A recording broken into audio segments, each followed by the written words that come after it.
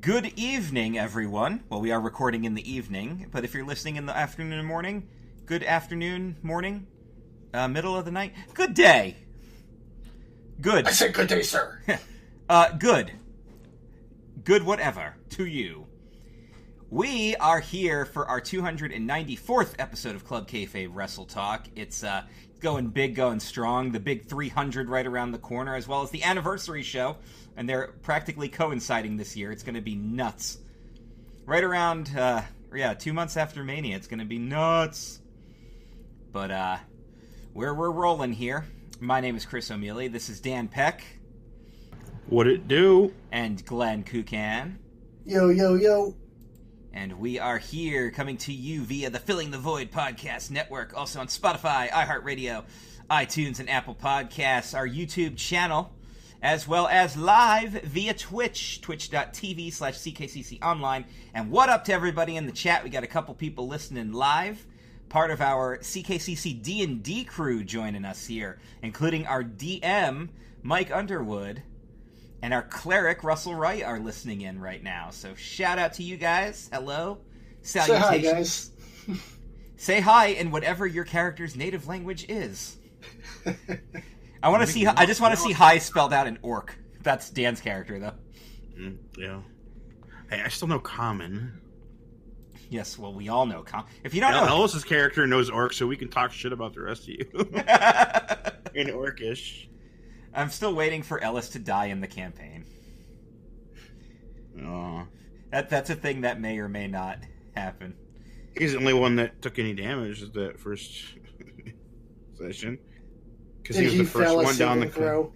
Yeah, no. Basically. He lost like half his hit points because he was first down a thing where a whole bunch of rats were.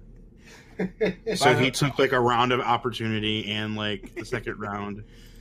I think it's also funny because playing D&D with Ellis was exactly what I thought it was going to be. A lot of he's taking the game seriously, but he's also not at the same time, and that's some of my favorite people to play with. So it's going to be interesting. But yes, we might be streaming that, by the way, guys, as part of our show. By the way, other cool stuff you can check out on our CKCC channel. CHMR's Ring Rust with the one and only fanboy Mark Jabroni. The Blake and Sal Show dropping new episodes. Also episodes of Clerks Minute Beyond. They're reviewing the animated series now. You can check out Race Nerd Podcast. Matt Hardman just uploaded his new episode today on the Ides of March. That'll be March 15th for those of you who might be listening on Sunday. That is up if you want to check that out. Cinefan Podcast with Jeff Trelowitz and J Bunny's Music Hub just dropped 2 new episodes. I was even on one of them. We did the music discussion episode. That was actually a fun roundtable. He's going to do another one around WrestleMania time that I'm going to be part of. We're going to discuss wrestling theme music, and I believe Dan might be part of that episode too. I may be. Yes, and of course, new artwork by Brian Bindman. He just sent me, I just bought a print from him. It was the Adventurers Club at Downtown Disney. I'm getting a frame for it this weekend. I'm going to hang it up, and I'm going to brag about it. So, Brian, thank you. And Heather Quinn Cosplay. Heather just posted some new photos from her Valentine's Day shoot. And she's also starring in a new play called First Date in the lead role. So she's been posting a couple of promotional photos from that as well. So shout out to everybody who's part of the group. And also new stuff is coming and new people are coming, including a new writer in the works. A new blogger should be debuting pretty soon, which I'm pretty excited about because I've been encouraging him to do this for a while, and he's finally going to do it. And by the way, I've been working on the schedule for my very first streaming show because I'm going to start presenting you with 30-minute episodes for the Nintendo Melee series. And Nintendo Melee is going to become the name. It's going to cover all the bases, including other video game systems, sort of like what AVGN did, at least until I come up with a better name. But I'm working on my schedule. It's going to be NES play, handheld play, or it's going to be 8-bit play on Mondays, handheld play Tuesdays, 16-bit play on Wednesdays, so I'll get all the bases covered. Thursday is an all-request day, and then Friday will be the long plays. That will be where I select a game and decide to do the full playthrough instead of just a 30-minute episode discussing the game. Would anybody like to hear what my first playthrough is going to be and what my first request is? Nah. Okay, cool. Well, that's fine. I will reveal that when you get the answer of this week's trivia question later in the show. This week's trivia question is brought to you by nobody.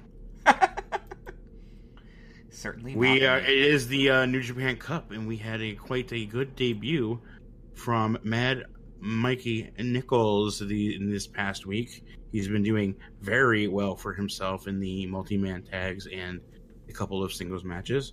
And I was thinking about who had really good debuts. And so I'm looking at people who won championships in their debut in a company. And here's one right here. This future ROH champion won a championship in their WWE debut. Who is it? I think I know. Actually, I have two guesses.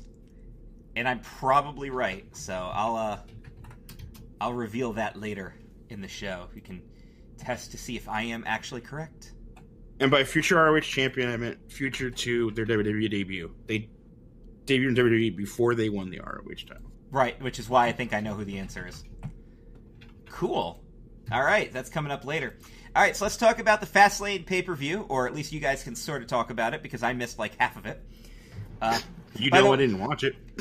But I had dinner with Joey Image on Saturday. Sorry about that. Is a thing that happened. No, I'm not sorry. I'm sorry. I got to see his house and hang out with him. We discussed his upcoming wedding, which, by the way, it's I will probably not be here that weekend. That's for sure. Almost positive I won't be here that weekend. But I'm looking forward to... Joe will be on the show. It's really odd. That would be awesome. It would be awful, actually. But maybe we'll have him on at some point before the wedding so he can talk about what a pain in the ass it is planning it. And it's really not that bad, but because like I've been through it, and Glenn's married, so he can probably tell you too. If you just let things happen, it's really not a big struggle. It's yeah. Well, also, not caring 100% about everything helps. That's true too. And if you try to control everything, you're going to go absolutely nuts. A reminder, it might be one of the most important days of your life, but it's also only one day of your life. Correct. I like the way our wedding turned out, though. The only thing I would have changed is I would have put a little more AC on in the hall, because we were all getting kind of sweaty.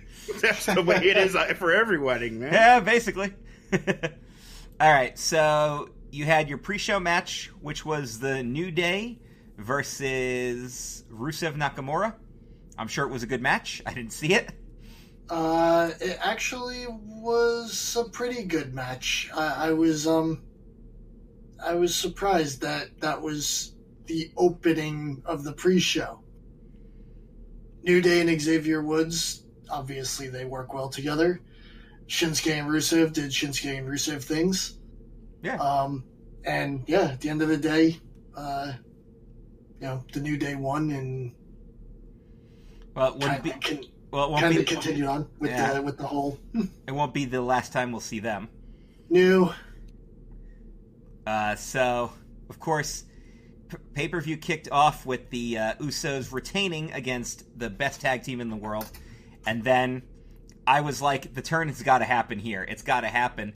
And then the other guy turned the guy I wasn't expecting to turned, but also the guy I really wanted to do the turned. And Shane went full-blown heel and beat up The Miz in front of his dad.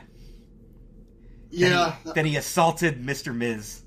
It went pretty much exactly as I guess I thought it was going to, because Shane was the one who turned heel, Miz stays face, because Miz has got a TV show that they got to promote. Except for Miz is never a face. Well, he's face now. I thought it was good. His face is infinitely punchable. And of course, they're getting their Mania match, which is what Of course. Mm-hmm. That should actually be pretty decent, though. Miz is a really good worker. He'll be able to handle that. It's as good as the main event, wrestling in McMahon. Same. Jeez. All right. I did not see the Asuka Mandy Rose match, but that pretty much went down exactly what I was expecting. Yep. LOL. Asuka wins. Yep. And then Mandy and Sonya are basically looking like they're on the splits. Yeah, they're sort of promoting that, but we'll see what they want, if they want to even roll with that. So of course, Vince tells Kofi that the WWE Championship match is now a triple threat, and Kofi's all excited. He goes to the ring, and it's like, oh no, it's a triple threat, but that doesn't mean you're in it. You're in a 2-on-1 handicap match, and Kofi gets his shit stomped in by the Bar. Yep. Biggie and Xavier tried to save the day. What an egomaniac. He They just get jumped figured it by was him. They get jumped by Shinsuke and Rusev. Yeah. So, But then following Monday, Kofi basically gets told he's not good enough. It was one of those times where you're just like, oh, that came from the heart. the promo that Kofi cut, he was just like, what do I have to do? Gold. That was Kofi's best promo ever. Ever. You know what he has to do? Wait till WrestleMania, and then everyone can finally come. He Wait, wins the title. He's got to run the gauntlet. Which he'll do. He'll do. Yeah, he's gonna. They're gonna keep. Like, I had people like, when are they gonna pull the trigger on this? Like, you're freaking stupid. Have you never watched wrestling before? So yeah, this could be finally time. He wins the title at WrestleMania, and everyone freaking blows their load. Seriously, this could be it. I'm excited for it. We'll see, though. We'll see. I don't always trust this company, so. I did enjoy the triple threat match for the Raw Tag Team Championship. It was a little short for a triple threat tag match, but all the high spots were there. yeah. I was satisfied that the Revival retained because I didn't want to see them pull the trigger this quickly on Black and Ricochet, especially because they are going to be sticking around. And as I've been saying, Rude and Gable are grossly underutilized, but it looks like they're keeping everybody in that picture. So we might see a bigger match for WrestleMania. Yeah, this time there'll be 4 teams. I liked it though. I thought it was for what it was. I thought it was good. Same with the next match, the Fatal 4-Way for the U.S. title. Again, This was supposed to be the pre-show match that ended up becoming a 4-way. which I think was a better decision because I like the way they did it. Because all 4 of these guys work really well together. Sure. And you don't always have to do Rey versus Andrade. In fact, you probably shouldn't do Rey versus Andrade that often because you want to keep this feud going. They got the best feud of the year right now. You want to keep that going. Keep it mixed up, and then when you get those singles matches, they're going to mean even more. You want to keep it hot until you can get a payoff at WrestleMania. Yeah, absolutely. So That's the issue with 1, Royal Rumble being so far away from WrestleMania, and 2, them putting not 1 but 2 pay-per-views in between them now. well, but here's the other thing. This was a really well-booked Fatal 4-Way match. It's exactly the way they should have done it. There was always a focus on what was happening directly in the ring, but the other people, if they weren't powdered out, they were doing something, and when it was time for the girls to brawl, they gave them the time to shine. They didn't use it as like a distraction piece.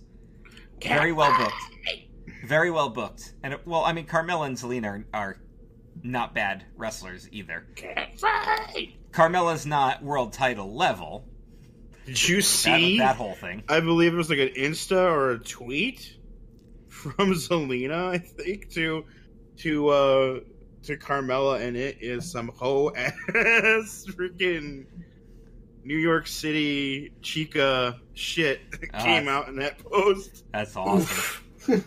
It was she spit some shit. But she is a New York Puerto Rican, right? Yeah, she is. And Carmella is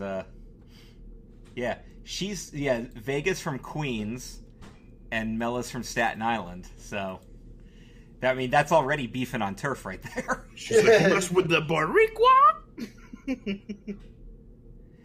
Well, all right. Well, technically, Carmella was born in Massachusetts, but she's massive 2 shits. billed from Staten Island. Yeah. She actually grew up in Massachusetts.